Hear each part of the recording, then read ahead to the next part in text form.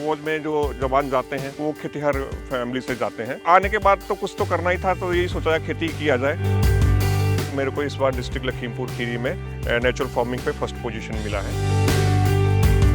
10-12 देशों में हमारा गुड़ गया है। डिमांड भी आ रही है और हम लोग रेवेन्यू तभी जनरेट करेंगे। गल्फ के कंट्रीज में क्या है, वो उनके पास खनिज संपदा है, तेल है, वो लोग काफी अमीर देश है। भारत जो है कृषि प्रधान देश है। भारत को कोई विकसित कर सकता है तो वो खेती कर सकती है। पौधे का न्यूट्रिशन होता है हवा, धूप और पानी। इस रो और इस रो में लगभग 9 फीट का फर्क है। तो हम लोग जो गैप करते हैं उसके अंदर सह फसली करते हैं। हमारे यहाँ आलू होता है, अदरक होता है, लहसुन होता है, हरी मिर्च होती है और हल्दी होती है। मैं खेती जो करता हूँ वो अपने घर के लिए पहले करता हूँ। ऐसा है जी, मैं 2020 में सेना से एक सिपाही के पद से रिटायर्ड हुआ था और लास्ट टाइम मैं पंजाब के एरिया में पोस्टेड रहा। तो मैं पंजाब के एरिया में कुछ किसानों से पहले मिला जो कि जिनका जो पहले का बैकग्राउंड था वो खेती से नहीं था। कोई वकील था, कोई विदेश में ट्रक चलाता था, लेकिन उन्होंने अपने पुराने पैशन को छोड़कर खेती में आए और उन्होंने खेती शुरू की। तो उनसे मिलकर कुछ मेरे को सीखने का मौका किया कि मैं कोशिश किया कि इसमें हम लोग, क्या मैं भी खेती करूँगा तो क्या मैं रासायनिक खेती ही करूँ या हमारे जो हम लोग यूरिया डीएपी डालते हैं वही खेती करेंगे या इसके बगैर भी खेती हो सकती है। तो उस जर्नी से मैंने कुछ वहाँ से सीखने की कोशिश किया और फिर उसी को आके मैंने 2020 में यहाँ पे इम्प्लीमेंटेशन शुरू किया।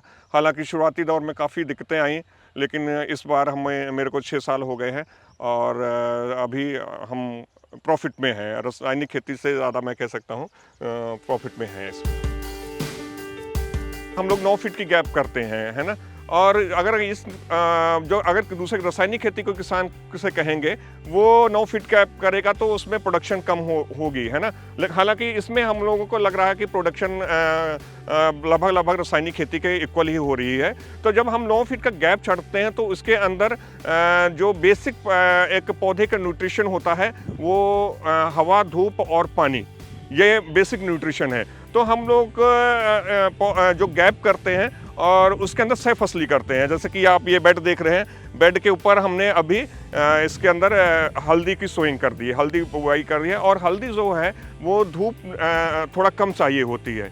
तो इसमें जब हम 10 बजे की लाइन में सूरज आता है तो इसके बीच के कोण को धूप लग जाती है, क्योंकि ये हम लोग गन्ना उत्तर दक्षिण की दिशा में बुआई करते हैं। और ये आप जो गन्ना देख रहे हैं ये दूसरी रैटून है। 2 फसली दूसरी ये रैटून है और तीसरी फसल है। एक फर्स्ट सोइंग और उसके बाद ये तिपेड़ी, जिसको यहाँ पे लोकल भाषा में बोला जाता है। अक्सर मैंने देखा है कि किसान जो है वो गन्ने की खेती को फर्स्ट मतलब बुआई करते हैं और इसकी एक रैटून लेके गन्ने को ख़त्म कर देते हैं। जहाँ तक मेरा मानना है, गन्ना 1 वर्षीय या 2 वर्षीय फसल नहीं है, ये बहुवर्षीय फसल है। इसको हम लोग 4 साल, 5 साल या 6 साल, इससे भी ज़्यादा ऊपर ले जा सकते हैं। अगर हम इसमें गैप रखेंगे तो ये ज़्यादा समय के लिए चल सकता है। और ये इसमें हम एक्सपीरियंस कर रहे हैं कि इसमें और गैपिंग से क्या बेनिफिट हो सकते हैं। किसान की अगर परिभाषा दी जाए तो वो किसान सब पैदा करता है ना।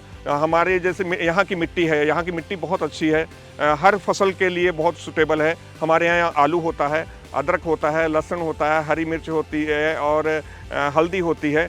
मैं खेती जो करता हूँ वो अपने घर के लिए पहले करता हूँ। और ये जो मॉडल है, ये मॉडल 3 स्टेप का है: प्रोडक्शन, पैदावार, प्रोसेसिंग और मार्केटिंग। तो इसमें जो भी हम लोग गन्ना पैदा कर रहे हैं उसकी हमारे सामने आप देख रहे होंगे प्रोसेसिंग यूनिट लगी है ना। वहाँ पे हम गन्ने को प्रोसेसिंग करते हैं और उसके बाद में जो तीसरा पायदान आता है खेती का, मार्केटिंग।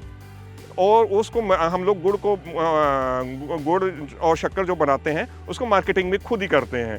तो ये तीनों स्टेप हमारे पास हैं। और इसके साथ में जो हमारे कस्टमर, जो परमानेंट हमारे कंज्यूमर हैं, वो हमारे से जो एडिशनल आइटम होते हैं, जैसे लहसुन हो गया या हल्दी हो गया, वो भी हमारा यहीं खेत से ही बिक जाता है। गुड़ की हम क्वालिटी में बनाते हैं, क्वांटिटी में नहीं बनाते हैं। और हम अपने खेत से अपने गन्ने का ही गुड़ बनाते हैं और उसके बाद में हमारा प्लांट बंद हो जाता है। तो हमारे जो क्वालिटी है वो मेंटेन करते हैं और हम अपने ऑर्डर जो हैं वो अब इस बार हम लोग का लगता नहीं है कि हम 40-50% ऑर्डर अपने पूरे कर पाएंगे। तो जो हम लोग क्वालिटी पे मेंटेन करते हैं और उसके अलावा जो उसमें ऐड ऑन करते हैं कि हम लोग डिफरेंट वैरायटीज़ का गुड़ बनाते हैं और हम हाइजीन लेवल को मेंटेन करते हैं। फैक्ट्री में इसकी वैल्यू नहीं मिलेगी जब तक आप इसको प्रोसेसिंग और मार्केटिंग नहीं करेंगे।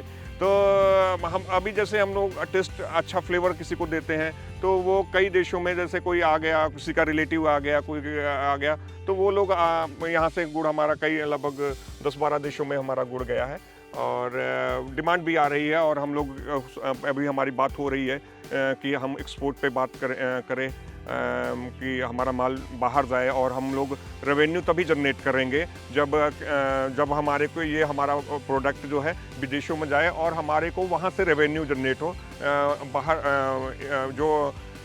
बाहर की वैल्यू है, बाहर की जो देशों का पैसा है वो हमारे पैसा है। जैसे कि हम बात कहेंगे कि गल्फ़ के कंट्रीज़ में क्या है, वो उनके पास खनिज संपदा है, तेल है, वो लोग काफ़ी अमीर देश हैं, है ना। अगर भारत जो है कृषि प्रधान देश है और ये मेरे को लगता है अगर भारत को कोई विकसित कर सकता है तो वो खेती कर सकती है।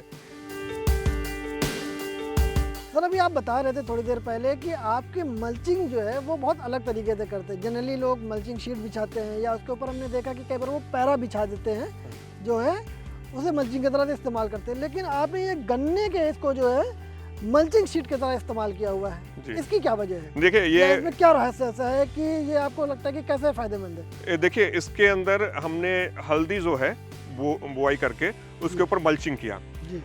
मल्चिंग दो तरह की होती है, एक मल्चिंग शीट आती है प्लास्टिक की और एक नेचुरल मल्चिंग करते हैं। बहुत सारे किसान करते हैं, मैं अकेला नहीं कर रहा हूँ, बहुत सारे किसान इसे मल्चिंग करते हैं।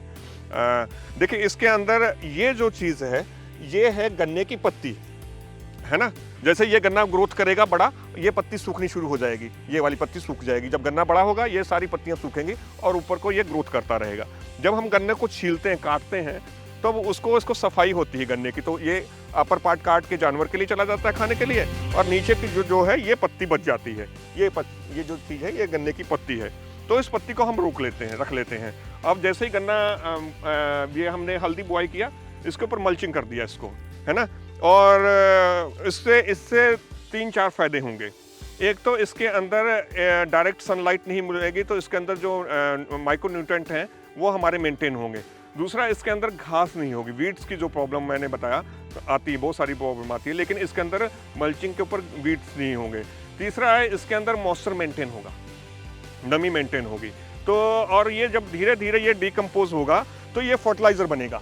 ये जो है इसके अंदर अब कुछ दिन में जैसे ये आ जाएगी आपका क्या नाम लेते हैं, बरसात का रेनी सीजन शुरू हो जाएगा, तो ये धीरे धीरे डिकम्पोज होगा और इसी से ये लाल टाइप का पानी आना शुरू कर देगा, जिसमें कि बहुत सारा कार्बन होता है जो कि पौधे के लिए बहुत ज़रूरी होता है। तो ये धीरे धीरे ऑटोमेटिक फर्टिलाइज़र का भी काम करेगी, है ना। और जैसे ये आपको दिखा दूँ, ये जो मल्चिंग है ये है गन्ने की, जो हम गन्ने को इसमें प्रोसेसिंग यूनिट जिसको कोलू यहाँ पे लोकल भाषा में बोला जाता है, उसमें हम जब लगाते हैं तो गन्ना इधर लगाने के बाद में इस टाइप का ये रस निकालने के बाद में ये बायोमास बचता है और उसको हमने मल्चिंग कर दिया। ये नेचुरल मेथड है मल्चिंग का। जो किसान इस खेती की तरफ आना चाहता है, या बहुत सारे आजकल कई नए यंगस्टर्स भी मेरे पास आए हुए हैं और देखने के लिए, मॉडल को देखने के लिए, तो उनको पहले, और कई लोग फ़ोन भी करते हैं, तो फ़ोन पे तो बहुत जल्दी ये बताना बहुत मुश्किल होता है। तो उनको सबसे पहली मेरी ये सलाह है कि जो इस खेती की तरफ आना चाहते हैं वो पहले घूमने के लिए निकलें, देखने के लिए जो किसान कर रहे हैं उनको देखें, वो क्या क्या कर रहे हैं, कैसे कर रहे हैं, और अपनी फसल को सेलेक्ट करें कि अगर मान लीजिए वो शहरी इलाके में कहीं कोई फार्मिंग कर रहा है तो उसके लिए सब्जियां की खेती अच्छी प्रॉफिटेबल हो सकती है।